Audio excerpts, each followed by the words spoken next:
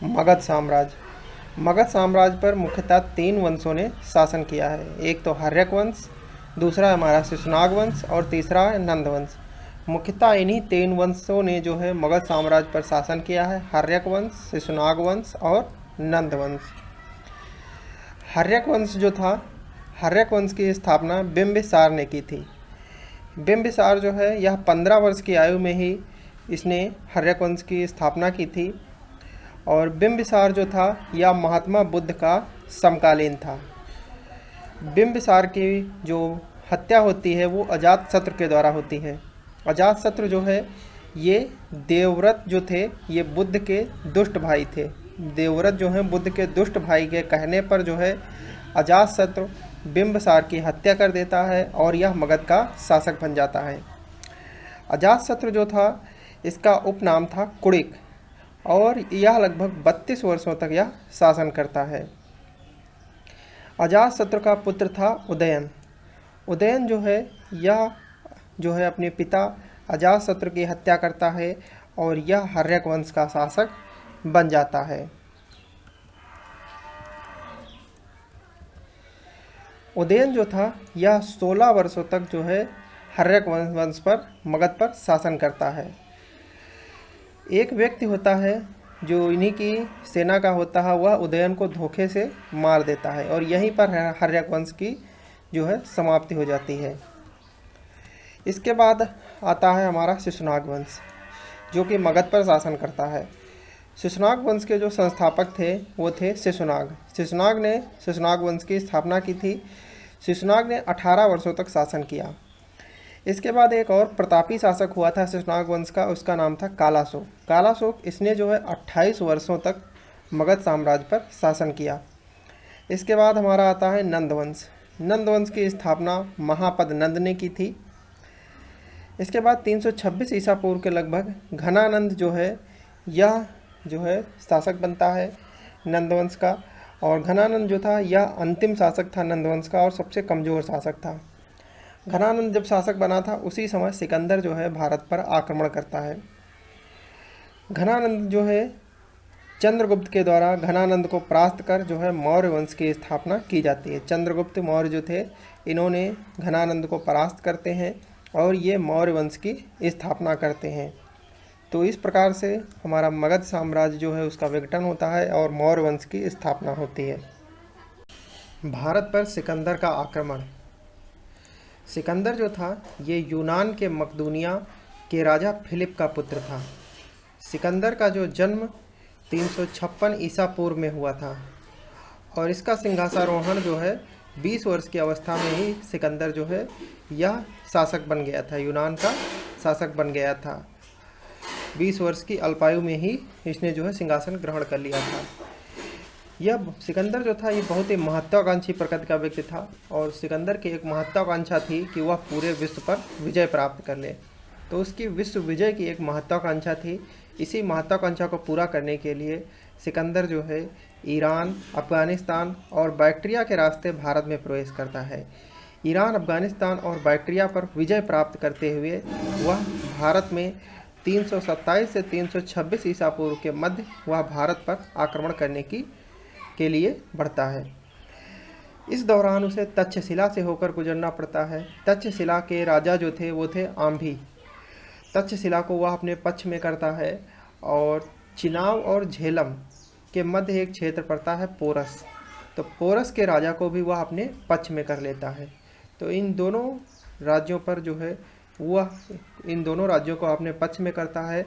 इसके बाद वह भारत पर आक्रमण करने की सोचता है। इस दौरान जो है कुछ कारणोंवश वह जो है भारत पर आक्रमण करने से पूर्व ही उसे वापस जाना पड़ता है यूनान। तो वह निर्णय करता है कि उसकी एक सेना जो है जल मार्ग के द्वारा यूनान पहुंचेगी और एक सेना जो है थल मार्ग के द्वारा। जल मार्ग के द्वारा जो सेना यूनान पहुंचती है उसका नेतृत्व निथार्कस करते हैं। निथार्कस जो थे ये इनके सेना अध्यक्ष थे। तो निथार्कस के नेतृत्व में जल मार्ग से एक सेना यूनान जाती है और दूसरी सेना सिकंदर के नेतृत्व में जो है यूनान को वापस लौटती है, जो कि थल मार्ग के द्वारा।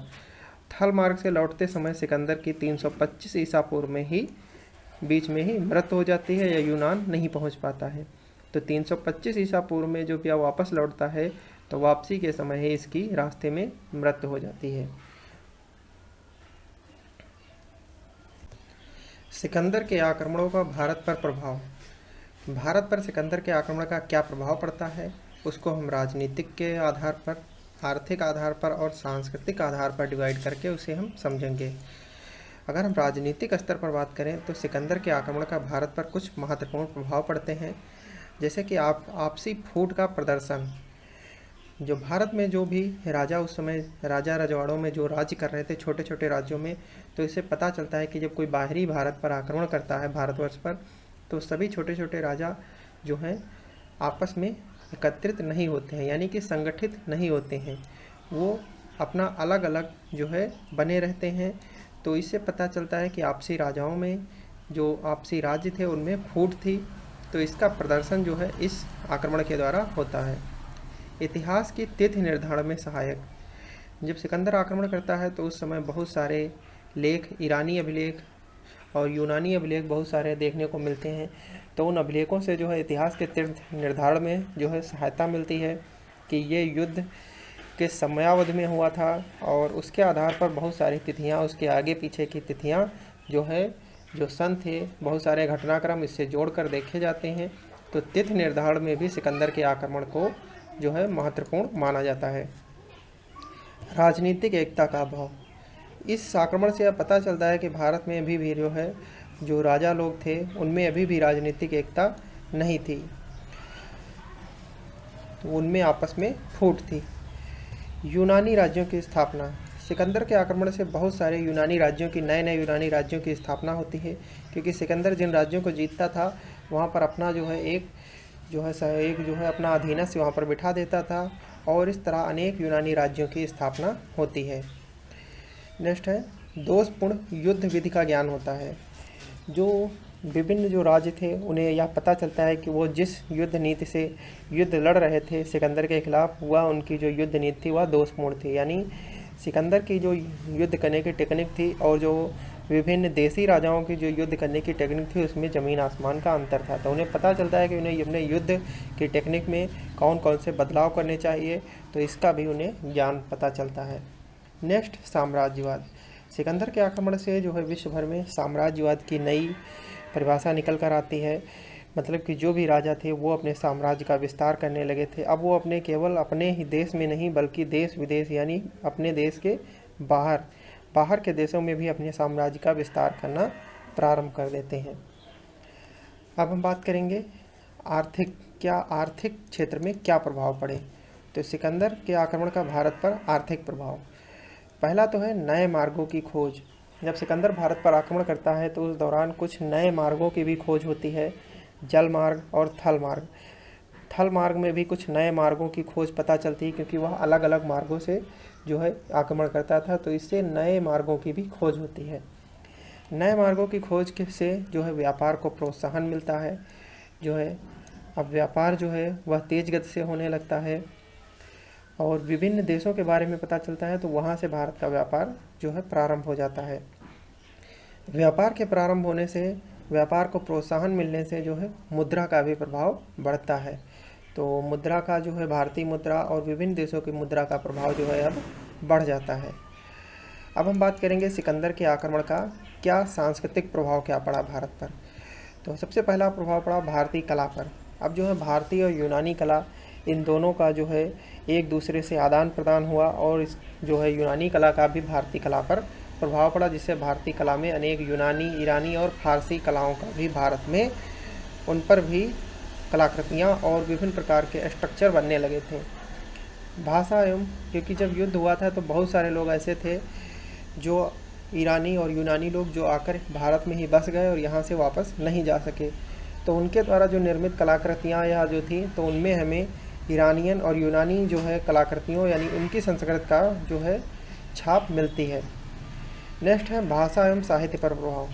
भारतीय भाषाओं पर भी यूनानी संस्कृत का प्रभाव पड़ा, और साहित्य पर बहुत सारे साहित्य लिखे गए, जिसमें सिकंदर के आक्रमण का जो है व्याख्यान है। विभिन्न यूनानी साहित्य हैं, ईरानी साहित्य हैं, तो उनसे पता चलता है हमें सिकंदर के आक्रमण के समय की समयावधि और उस दौरान क्या क्या हुआ। तो उस जो आक्रमण हुआ उसका भारत के साहित्य पर भी प्रभाव पड़ा। भारत के जो है ऐतिहासिक बुक्स में भी इसका वर्णन मिलता है सिकंदर के आक्रमण का। तो इस तरह से भारत की भाषा एवं साहित्य पर भी इसका प्रभाव देखने को मिलता है। नेक्स्ट है ज्योतिष पर प्रभाव।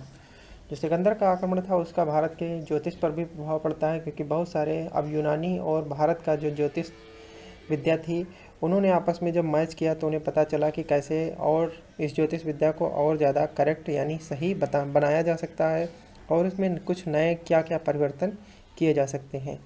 तो इस तरह से ज्योतिष विद्या पर भी प्रभाव पड़ता है सिकंदर के आक्रमण का। नेक्स्ट है चिकित्सा पर प्रभाव। तो सिकंदर के आक्रमण के दौरान भारत में चिकित्सा पर भी प्रभाव पड़ता है। तो बहुत सारी यूनानी पद्धति थी, उन पद्धतियों के बारे में पता चलता है चिकित्सा के क्षेत्र में। तो इस तरह से जो है चिकित्सा पर भी प्रभाव पड़ता है, चिकित्सा के क्षेत्र में भी एक योगदान मिलता है। नेक्स्ट हम बात करें नीतियों एवं सिद्धांतों में परिवर्तन।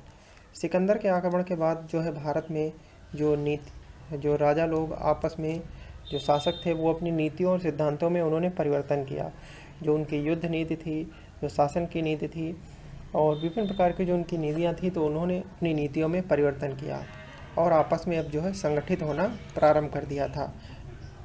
अब जो भी भारत के शासक थे छोटे छोटे राज्यों के, वो आपस में संगठित होना प्रारंभ कर दिया था ताकि अगर कोई बाहरी आक्रमण करता है तो उससे मिलजुल कर उससे निपटा जा सके, क्योंकि अकेला जो है शासक वह बाहरी आक्रमण से नहीं निपट सकता। अगर सभी एकत्र होकर एकजुट होकर बाहरी आक्रमण के खिलाफ अगर जुटकर आक्रमण उसका सामना करेंगे तभी उससे निपटा जा सकता है। ये इसका आभास भारतीय शासकों को हो गया था। तो यहाँ से जो भारतीय शासक थे वो एकजुट होने लगे, यानी कि एकत्रित होने लगे, संगठित होने लगे। तो ये सिकंदर के आक्रमण का भारत पर प्रभाव पड़ता है। आंध्र सातवाहन वंश। इस वंश ने लगभग 250 वर्षों तक जो है मगध साम्राज्य पर शासन किया होता है। आंध्र सातवाहन वंश की स्थापना जो है सिमुक नामक व्यक्ति के द्वारा, सेनापति सिमुक के द्वारा की जाती है। सेनापति सिमुक का दूसरा नाम है सप्तक, इसे सप्तक नाम से भी जाना जाता है। 27 ईसा पूर्व में जो है सेनापति सिमुक जो है ये आंध्र सातवाहन वंश की स्थापना करता है। सिमुक जो है ये 4 वर्षों तक इस आंध्र सातवाहन वंश का शासक रहता है, मगध साम्राज्य पर शासन करता है। आंध्र सातवाहन वंश के दौरान ही वैष्णव और शैव धर्म का जन्म होता है। आंध्र सातवाहन वंश के दौरान भारत में जो है कृषि काफ़ी उन्नत अवस्था में होती है, कृषि में काफ़ी ज़्यादा उन्नत देखने को मिलती है। और इस वंश के दौरान ही भारत में 2 अश्वमेध यज्ञ होते हैं बहुत बड़े। तो इसी वंश के दौरान 2 अश्वमेध यज्ञों का जो है भारत में किए जाते हैं। मगध साम्राज्य के द्वारा 2 बड़े अश्वमेध यज्ञ होते हैं और इसी वंश के दौरान भारत में साहित्य के विकास को भी बल मिलता है। साहित्य का विकास जो है जो हो रहा था उसमें और गति मिलती है और साहित्य का विकास भी उन्नत दिशा में होता है। कुषाण वंश। कुषाण वंश की जो है प्रथम शासक थे वो थे कुजुल कदफिसिस। कुजुल कदफिसिस ने जो है इन्होंने ही कुषाण वंश की स्थापना की थी। जो कुषाण वंश का सर्वाधिक प्रसिद्ध शासक था वो था कनिष्क। कनिष्क जो था ये 78 ईस्वी में सिंहासन पर बैठा था। कनिष्क का दरबारी था अश्वघोष और कनिष्क का राज्यवैद्य था चरक।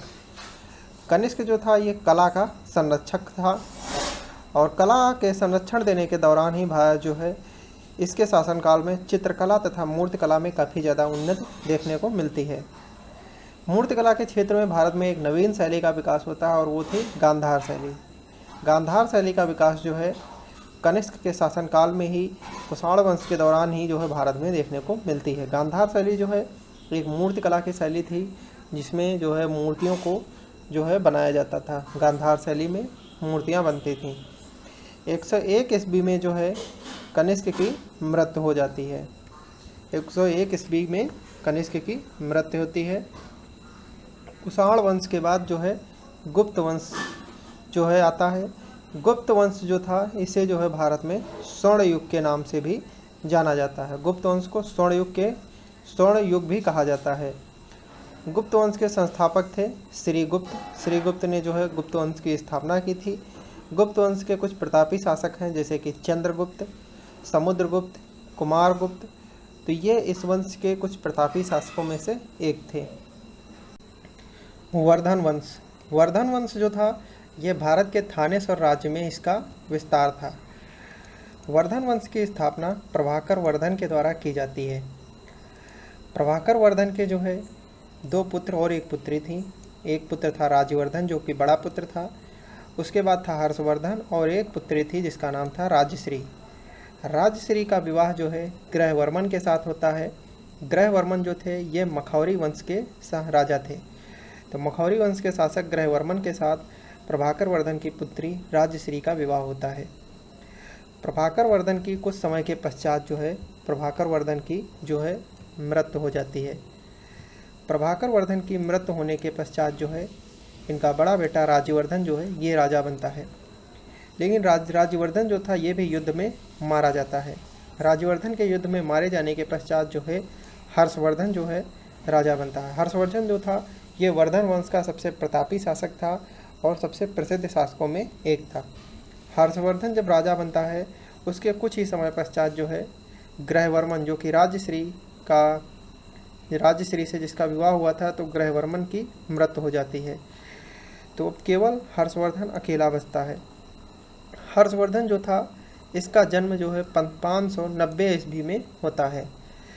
हर्षवर्धन एक वीर, साहसी और दानवीर था। हर्षवर्धन के राजकवि थे बाणभट्ट। बाणभट्ट जो थे ये हर्षवर्धन के राजकवि थे। बाणभट्ट की एक प्रसिद्ध रचना है हर्षचरित। इस हर्षचरित के माध्यम से हमें हर्षवर्धन के बारे में बहुत सारी जानकारी मिलती है और जो है वर्धन वंश के बारे में बहुत सारी जानकारी हमें प्राप्त होती है बाणभट्ट की रचना हर्षचरित से। हर्षवर्धन के समय में साहित्य और शिक्षा के क्षेत्र में हमें काफ़ी ज़्यादा उन्नति देखने को मिलती है। हर्षवर्धन के समय ही चीनी यात्री ह्वेनसांग जो है भारत आता है और उसके जो है भारत यात्रा विवरण से जो ह्वेनसांग जो था उसके भारत यात्रा वर्णन जो उसने विवरण लिखा है उसके द्वारा भी हमें हर्षवर्धन के टाइम पीरियड के बारे में जानकारी मिलती है और वर्धन वंश के बारे में भी बहुत सारी जानकारी मिलती है।